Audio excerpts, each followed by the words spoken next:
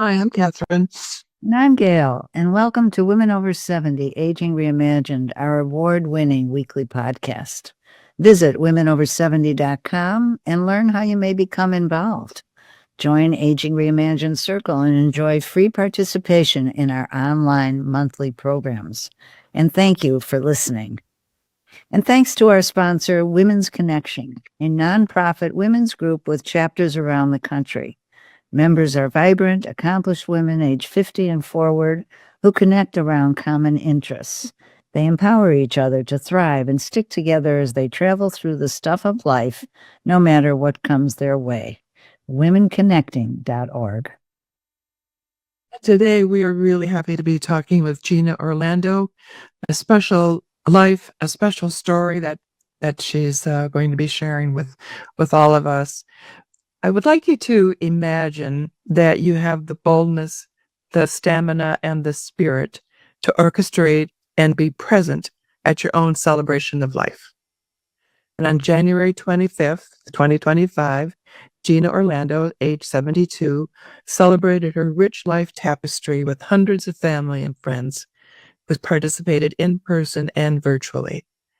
Through music, ritual, and spoken word, Gina embodied the message of love, not fear. For over 40 years, Gina has been a practitioner and teacher of holistic health and healing. As a Christian mystic with Catholic roots, she's a spiritual seeker who believes in the divine feminine. And while living with breast cancer for 11 years, the last 3 years in stage 4, Gina has called upon her wide-ranging expertise, insatiable curiosity, and profound spiritual beliefs to support her.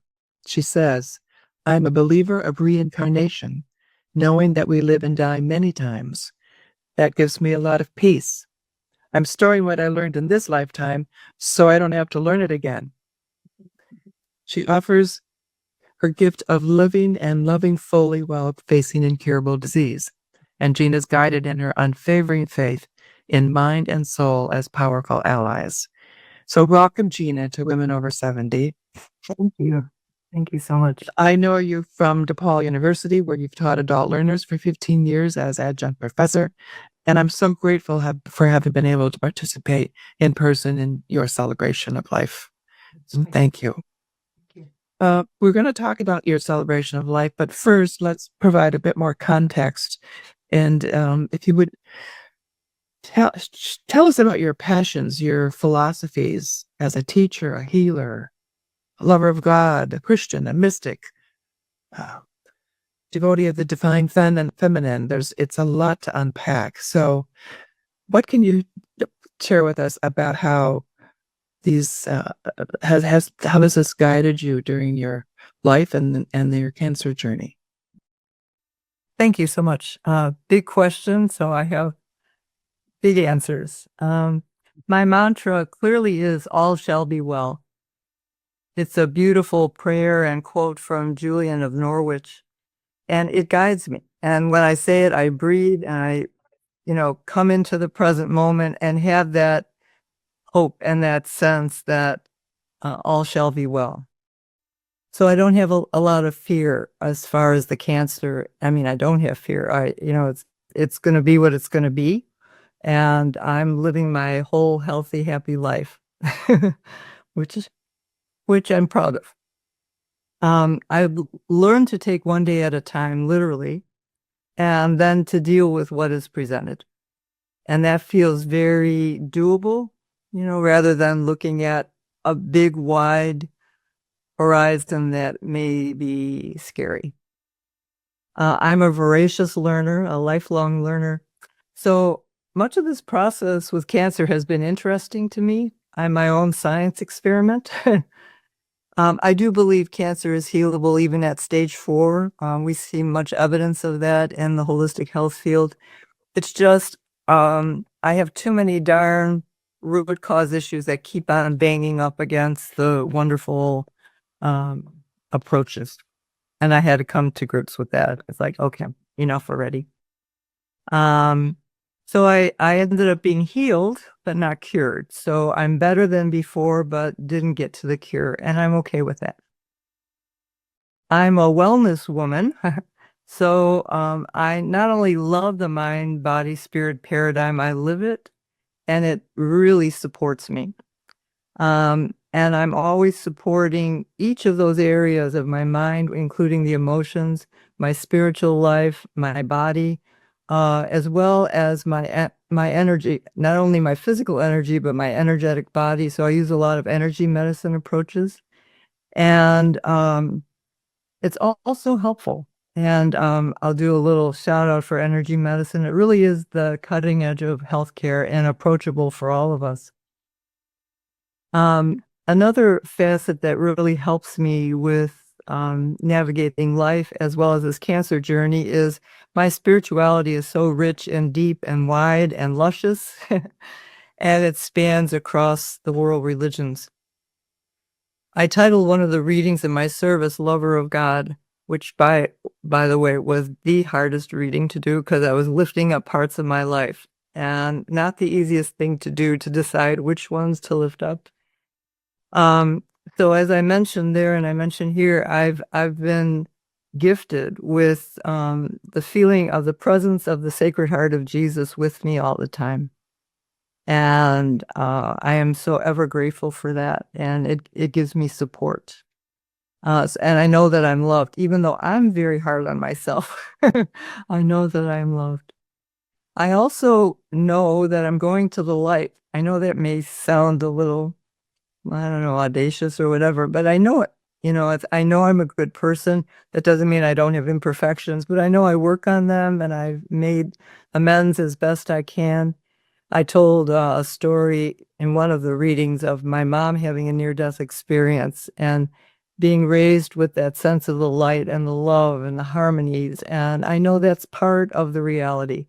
We may and probably do have some life review as part of this process, and I feel I can handle that. Um, so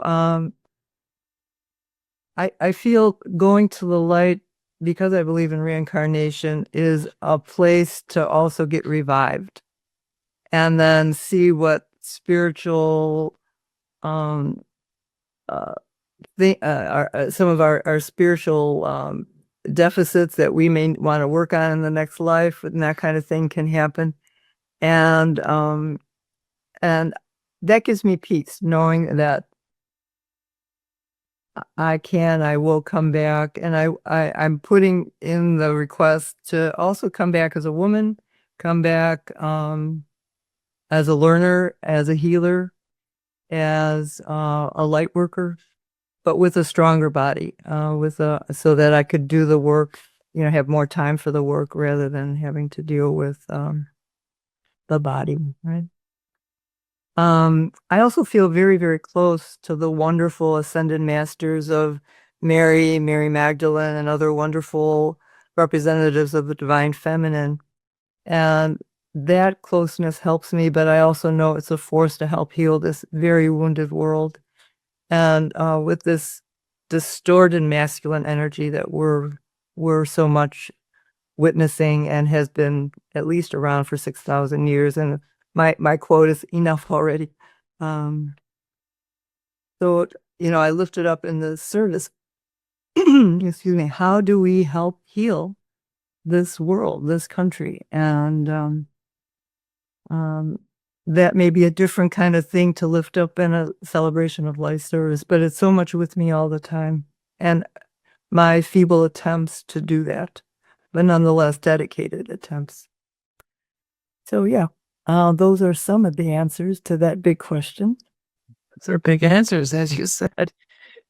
Let me just go back to energy medicine, because you said that it's really on the cutting edge of medicine now. So can you give us some examples of energy medicine? Exactly. There are things that we can do to have our own energy within our own body, mind flow more vibrantly, which helps then all of our organs as well as our brain and our health. Those are easy to come by. A practitioner that, as a good teacher, Donna Eden, is her routine, for instance, is one thing we can do. Excuse me. Chinese medicine is one of the traditional medical systems that uses energy. So you can go to a practitioner for that. But uh, I'm very interested in teaching people those things that we can do for ourselves, even in 5-10 minutes every day. Because I believe in, rising water lifts all boats. So what are those rising waters that we can do? And energy medicine is one of them. There are also now, fortunately, as technology is getting more prevalent and more accessible and more affordable, there are a lot of machines that deal with infrared or red light or other kinds of frequencies of light and color that have proven to be amazingly helpful for some of the things, many of the things that not only people, but especially elders are challenged by: pain, inflammation, et cetera, et cetera. And even beyond that, when you run into big chronic health issues, stroke is one of them that being shown red light can really help revive the brain. And those kind of things make me very happy, and I want to share about them, because it's hopeful. And you have an active practice, right? A counseling practice, and can you want to say a little bit more about that? I'm a wellness coach, but I'm also a certified hypnotherapist specializing in medical issues and using a holistic approach. And my top one is anxiety relief. There's a lot of that out there, as well as fears and that. But it's really any kind of issue where people feel stuck. I know that the subconscious mind and these energy medicine techniques can be incredibly helpful. And at my service, I was amazed at how many of my former clients, came out. It was really heartwarming. Speaking of your service, when you started to think about doing a celebration of life like you did, Uh-huh. and, what were the main messages that you wanted to convey? Yeah, that's another one of those big questions. Is yeah, the famous publisher, the publisher challenge there. I wanted to share about my life and my loves, and also I wanted to lift things up for healing, not only within myself and my family, but being a practitioner, probably with at least 10,000 hours of client hours, you get to see that there are so many commonalities in the sufferings and pain that we all have. And I lifted up some of them. And I mentioned about my father and his mental illnesses that were not treated or diagnosed. But I lifted it up for healing, not only for our family, but for everyone. And I felt that in the room. I felt that palpable sense of connecting with that. And I also, probably my biggest surprise of the service was the amount of love in that room, both coming to me and cycling from me to others.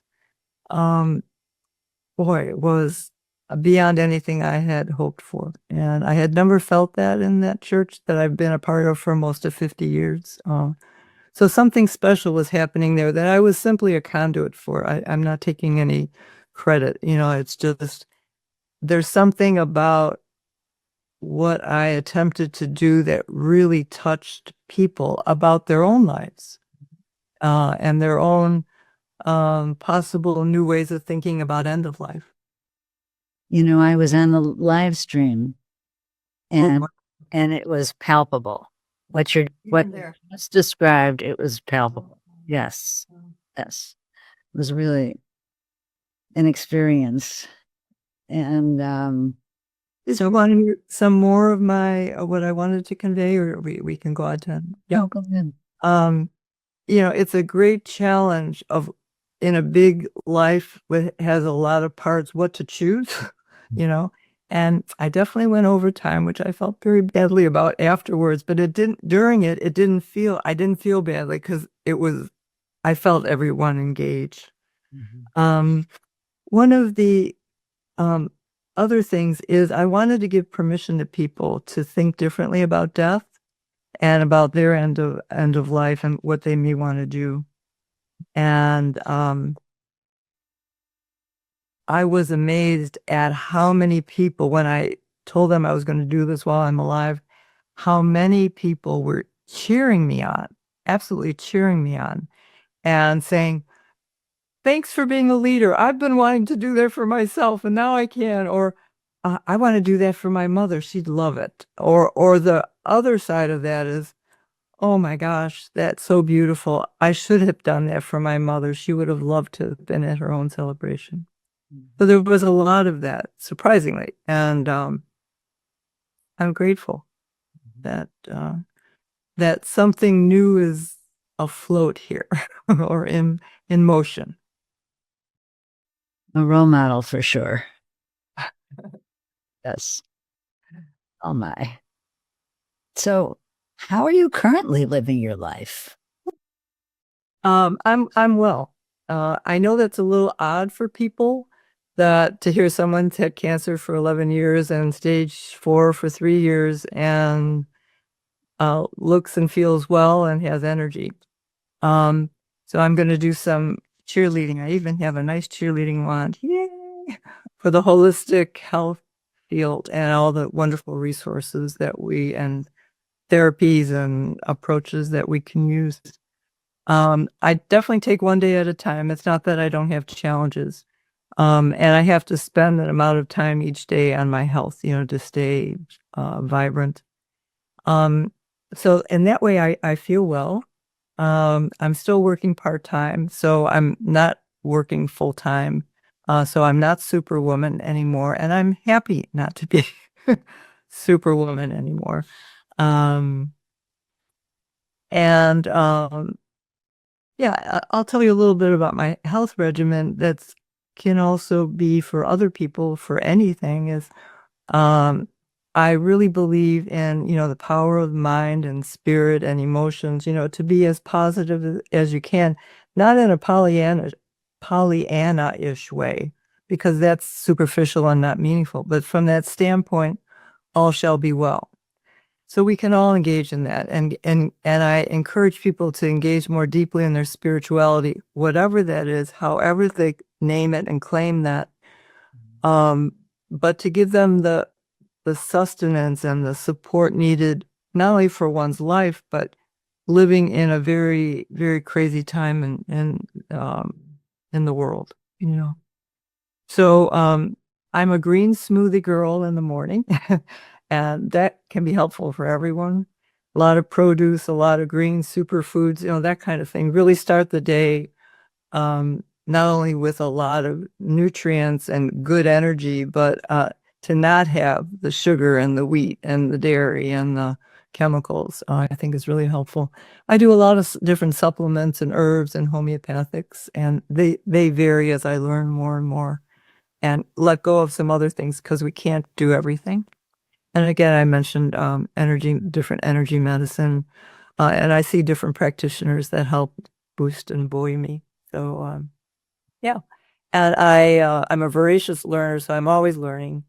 And I'm still volunteering. I'm an environmental advocate and social justice person. So there's always those good things to do. And what does that entail for you, your environmental work? Yeah, I'm part. I actually created the Creation Care Ministry at Ascension back in 2015. It's called Home, Honoring Our Mother Earth. And we became leaders in the whole Archdiocese. And I was also on the Archdiocesan Committee for that encyclical by Pope Francis on the environment, which is a brilliant manifesto for everyone in the world about we need to take care of the earth, her resources, and the poor. So there's a lot of different projects you can do within that kind of ministry, both on the campus, of Ascension and then others. But I've had over 50 years as an environmental advocate and activist. I'll do a shout out for my biology teacher in high school who had us read Silent Spring by Rachel Carson. As so many people, they read that and really became very active. For me, it was finally knowing other people felt like I did about the environment. Growing up on the southeast side of Chicago in the steel mill district, it was not a common, thing. And then I've been so touched by the migrant ministry that's here in Oak Park. Do some work for that and other social justice issues. Yeah. You know, Gina, when I visited you in your home, and then went to the celebration of life, what struck me is how you use symbols. And I was thinking about that in relation to spirituality. And you have an altar in your home, and you had this incredibly wonderful altar at the church where that represented different parts of your life symbolically. And ritual, it seems so important to you as well. Can you just talk a bit about symbols and symbolism and spirituality? It's so interesting how you focused in on that. Yeah, that is important to me, and to have images that are holy and whole and good. Again, it helps me counteract the nutsiness that surrounds us. We won't go into details there. um, and thank you for bringing up about the altar at church. We have that candle lighting ceremony often in our church. And when I was creating this living memorial service, I had to create the form. What form exists for something like this? So you start putting in readings and music and that, but it was like, I need a ritual. And I thought, oh, the candle lighting ceremony. And then I thought, okay, so what's going to be on the altar? And I had actually 5 sections. And the front one was a triptych of the Divine Feminine, Mary and Jesus, Sacred Heart of Jesus, and Mary Magdalene with Jesus. Then I had on the other side Divine Feminine images. Then I had a DePaul section, since DePaul has been so important for me. Teaching at the School for New Learning, it was just luscious teaching of adult learners, and but also getting my master's degree there in a creative program uh, that basically you do the work for a PhD and you get a master's degree. That's just our way. That's our way. And then there was another section for creation care, since that's been such a very important part of not only my life, but the ministry there. And then I had photos, both of my family, but ancestors. So that was another thing I lifted up. And those kind of images are so powerful. The creation of that altar, I don't know how to create an altar like that. So that was one of the creative learning curves of this session, of this service. But I had help, and when you get those beautiful color cloths, and a lot of them were saris, and then you get the candles in there, and so you have these symbols and these images and these icons and the light and the color. Oh my gosh, it was so touching to me, and because it was new to me to see this, that, to have our stuff, we all have stuff, to have our stuff in such a sacred array. It was hard for me to break that altar up after the service. Yes. Yeah. The other thing I was thinking about was, I looked around the participants, the audience, and I knew some of the people from Oak Park and some from DePaul and others, and that your family, your family members were there. And I was thinking of all these different people who were there, but some of them probably didn't know your whole story until the ceremony. Exactly. Right. Exactly. And that what? Yeah. Go ahead. What did you hear from people? What did people mention that? They talk about that? Some, let me just say from my own, that was one of my goals, is to have my family finally know my life in Oak Park and now in Forest Park. They knew I lived there, of course. They knew I was members of these churches, and but they don't know me like I would have wanted them to know me. So this was one of my not so hidden motives, And so my brother said, "Boy, you know a lot of people." Yeah. And what I found in my asking people, like I would often ask the question, what touched you in the service? What I'm getting from many people is they see the whole service as a kind of gestalt, and they almost can't pick out things, which is surprising to me, except the people that know about putting together events or services, and then they can because they have like a construct for it. So I haven't quite heard some of the specifics that I would have liked to. As time goes on, maybe some of that will surface for people. So much like a Gestalt experience. I can relate to that. I also wanted to point out that you've made the front page of the Wall Street of the Wednesday Journal, our community paper, and with the embracing her end gracefully. Orlando embraces holistic health, love, and a mindset that looks ahead. And here you are with your husband, Marty. And I just that this is on the front page of the community newspaper, and then it's a really lovely in-depth article. Also talked about Tiffany Johnson, who's head of chairing our Oak Park Action Team for end-of-life options, and she's a death doula. So just in another way, bringing to people's consciousness awareness about death, about living well while dying, death, and it's just a very, very powerful message that you're gifting everyone. I'm grateful. And again, I'm as surprised as anyone that I'm on the front page of our local paper that I've written for decades with this kind of content. So I just feel it was meant to be, because I sure didn't have anything to do with, marketing that idea to be there. It was Dan Haley's idea from, the thing. Yeah, he's great. Are there any particular lessons about death and dying that you'd like to leave our listeners with, Gina? Yes. And I even wrote some of them down so that I can not miss any of them. First of all, deepen in your spirituality, to get that kind of support needed. And if you have any fear of death, begin to think of how you can start talking about that, and maybe even getting a spiritual director, which simply means that they're a conversation partner, to begin to delve more deeply into what are your fears. Because what I found, so many people are so afraid of death that they don't even talk about it. And it's almost like if they don't talk about it, it's not going to happen or something. And I feel badly for them, because that must be so very difficult to be living like that, or not making any preparations. I'm definitely one, prepare.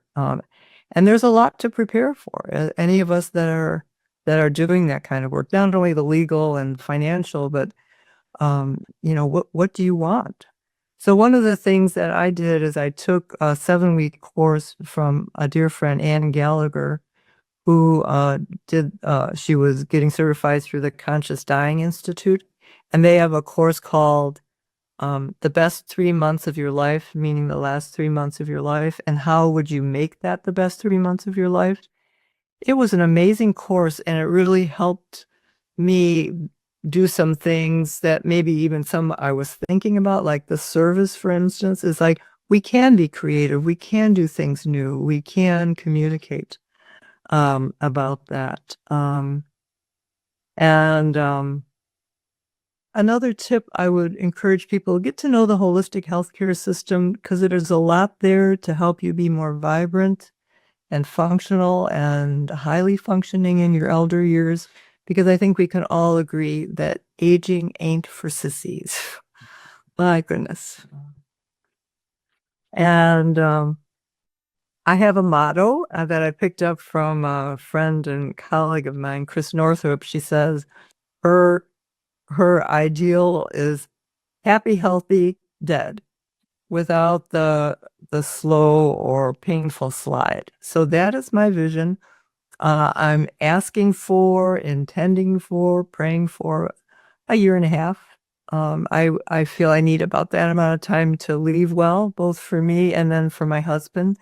There's a lot of lists to make. There's a lot of things to organize. And also I think we all have to go through our stuff and start letting go more of the stuff before we go. That's not the easiest thing for me, but I know that will help me let go as I get in that. And then last but not least, think of what kind of memorial service do you want? Do you want it after you die, before you die? And it could be very simple and very small, very intimate, very easy. My big tip, go simpler. Don't be your own events planner because those are two very different things. But have fun with it. You get to choose. You're worth that love and attention and creativity. Most of the people, I'll say most, are so loving and generous. And there's going to be maybe the 1, 2, or 3 that are challenged by this, and then you just bless them and do what you're going to do anyhow, because it's your party, right? It's your life, and every life should be celebrated. So I say, go for it. Both might be good. A living memorial service as well as one after I'm passed on. Right, exactly. And to begin to figure out what do those look like. Mm-hmm. Yeah. Very helpful. Thank you, Gina. Why can't we have some beautiful, creative energy going into our end of life? Yeah. Gina, thank you so much. It's just really, really beautiful and inspiring and hopeful for everyone. Thank you. Thank you. And listeners, we'd like to see more of you at our monthly online programs. Make your voice heard as together we change the conversation about women aging.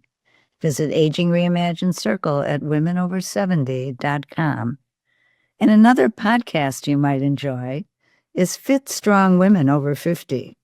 Jill McCausland and Chris Brown interview experts and share motivational stories about getting fit, healthy eating, strength training, running, and staying. Motivated. Staying motivated. Thank you. Thank you again, Gina. What a pleasure for us and everyone. You too. Thank you.